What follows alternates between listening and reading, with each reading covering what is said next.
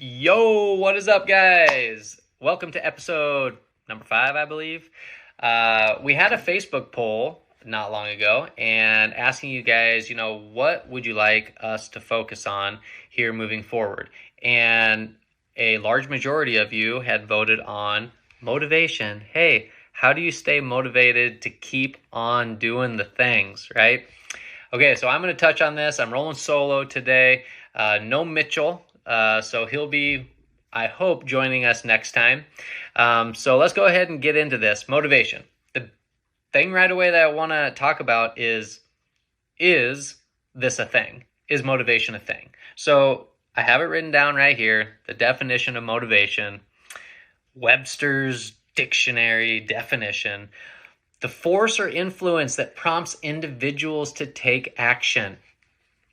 Okay, so it's a prompt or a force, like an outside source, not inside of our body, that happens to us, that forces us to take an action, right?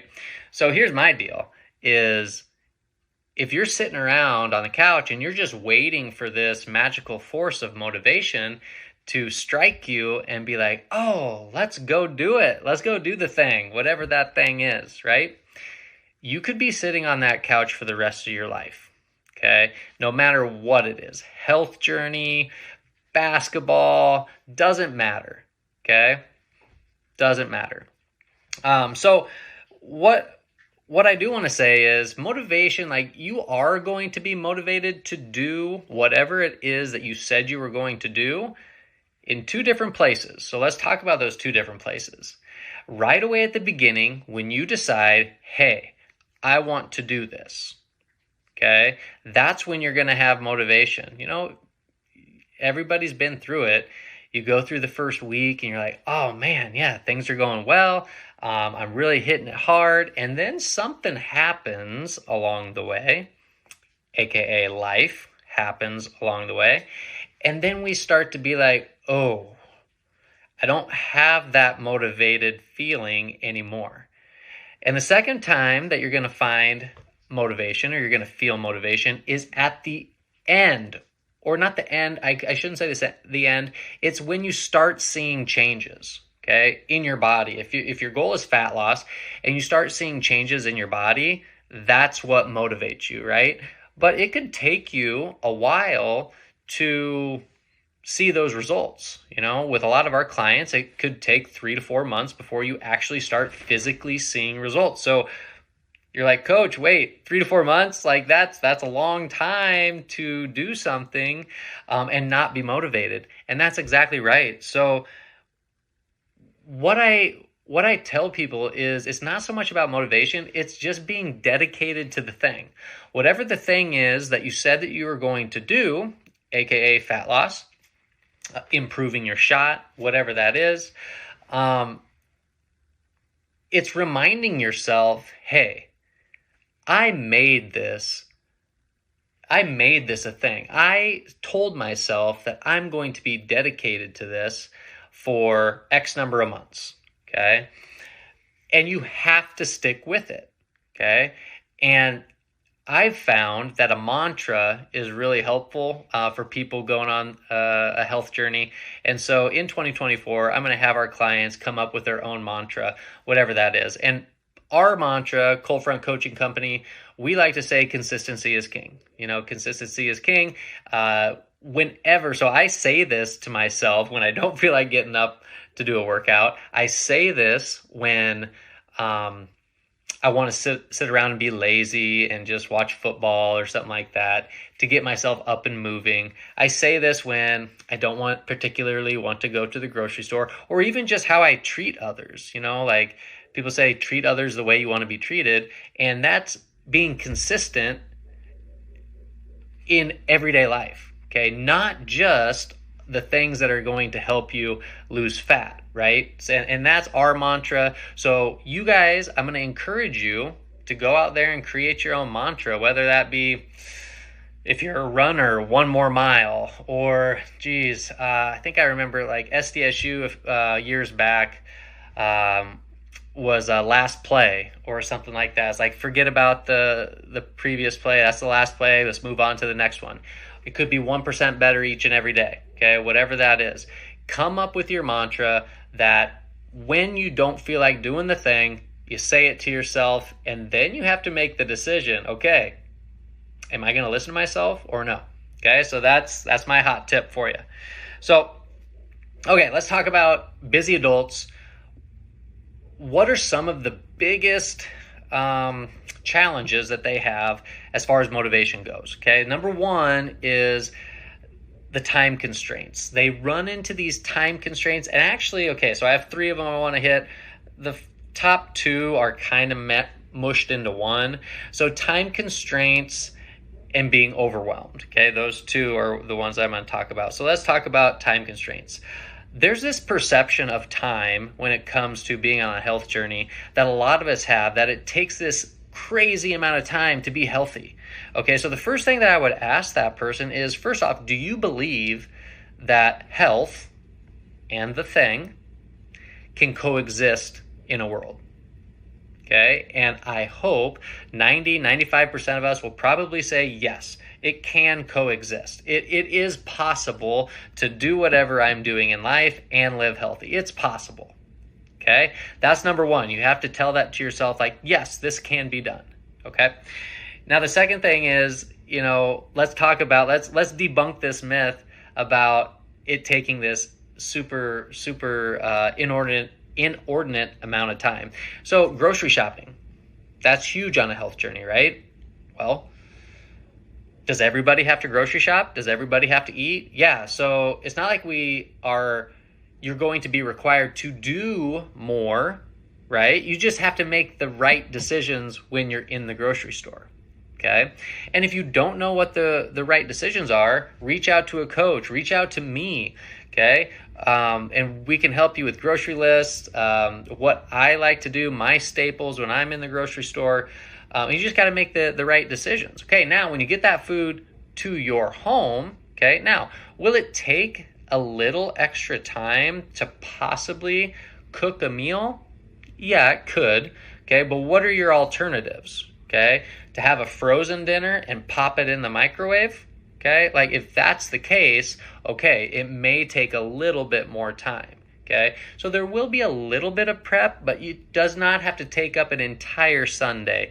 Some people do that, but that's not how I roll. At least being a busy parent, I just don't have time to do that. So now, as far as moving your body, this is just like steps, just walking.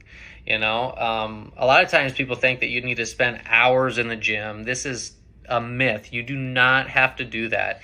You just have to stay active outside the gym. Okay? You have to get those extra steps in however you can, right? Control the controllables. Okay? Let's say a lot of people will be like, well, I can't because I am seated all day at my job. Okay, well, maybe we can't quit our job. Maybe you could, but let's say, just for this example, you're not going to quit your job. Okay? You then have to look at, okay, what can I control?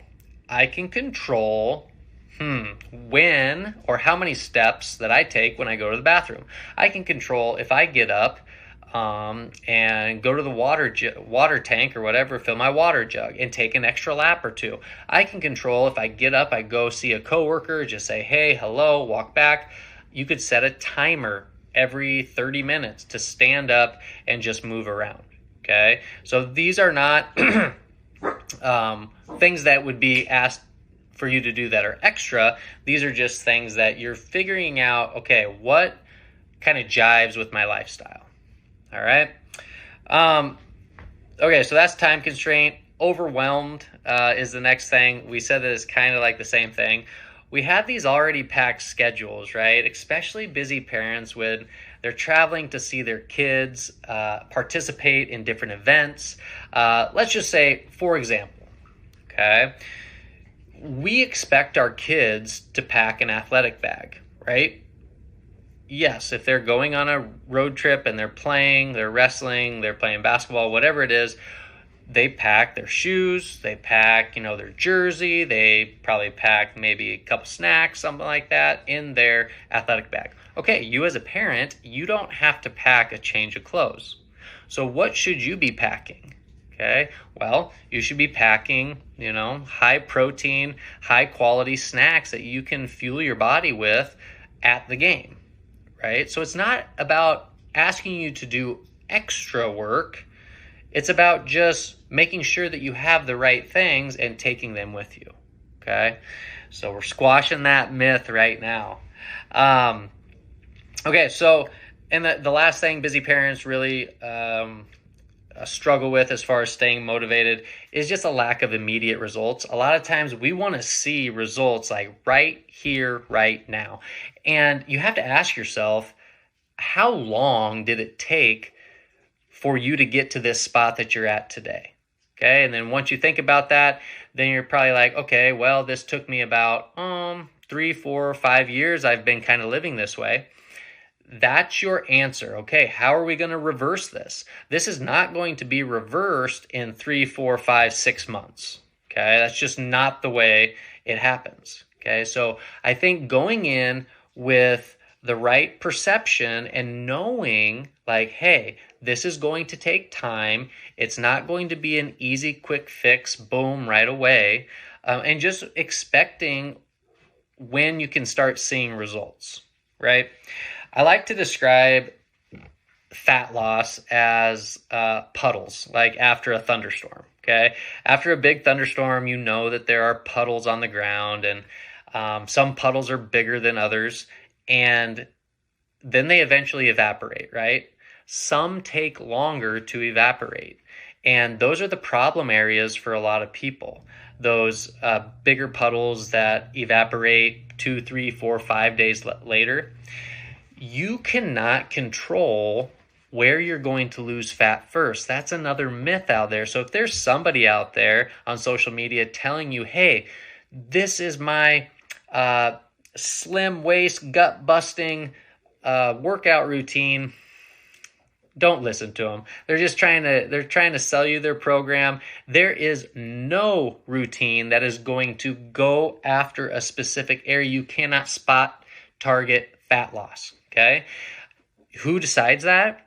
Your body decides where you're going to lose fat first. And so how do you control that? You control that with being in a calorie deficit, focusing on a high protein intake, and strength training. Okay. Walking and trying to hit your step goal over and over and over again, and being consistent with it. Consistency is king. All right, let's go ahead. Let's move on here. I have 5 fun ways to stay motivated for busy adults. Number 1 is group classes. If you've never done a group class, you should go try one out. If there's not any options for you in your town, when you are in a larger city, pop into like a CrossFit style class. There's Orange Theory, there's Spin, whatever you enjoy doing, yoga, go in. It's a great way to meet others and see people that are like-minded. Now, on the online space, that's what we're here for, okay? Is having that online group that you can always rely on and that you can lean on whenever you need advice, whenever you want to cheer on somebody with their wins, and just being part of a community of like-minded individuals. Okay. Number 2, incorporate things that you love. Me, basketball. That's why I incorporate basketball. I try to do it once a week, where I'm doing like strength training, but then I'm also playing basketball at the same time, because this is what makes me feel young again, right? And that's kind of where I have another Instagram handle, my personal one, called Mr. Metabolic. The ball part is basketball, okay? That is not how you spell metabolic, okay? And so what I encourage everybody to do is like, everybody, I want them to find what their ball is, okay?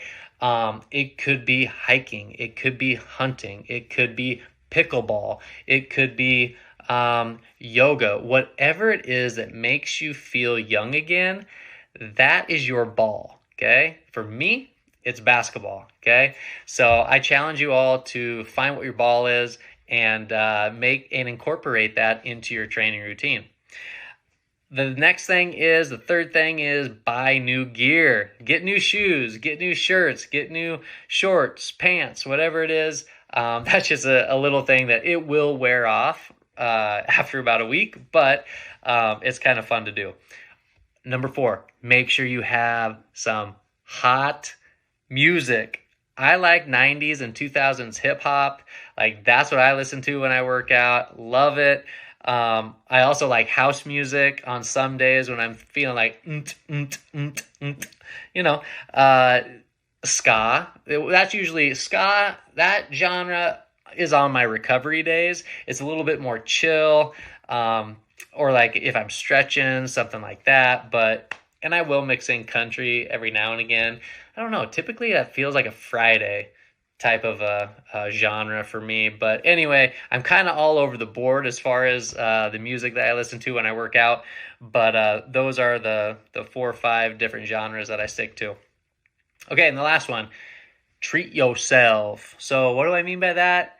Get yourself a massage. Do your nails, like have your favorite meal, go out to your favorite restaurant, whatever that looks like, treat yourself, right? Congratulate yourself. Go on a date with your spouse, your significant other, or take your kids somewhere and be like, hey, I deserve this. Like, I worked hard this entire week, this entire month, whatever that may be, and go out and have some fun doing it. All right, guys, that is my 2 cents on staying motivated. Don't believe it. You just got to be consistent. So come up with your own mantra, because there will be tough times that you feel like giving up. And what you have to rely on is the commitment to doing the things that you said you were going to do at the beginning. All right, guys, I hope this helps and you can find some value in this. You pull a couple tidbits that you feel like will help you. And other than that, until the next time, let's get it.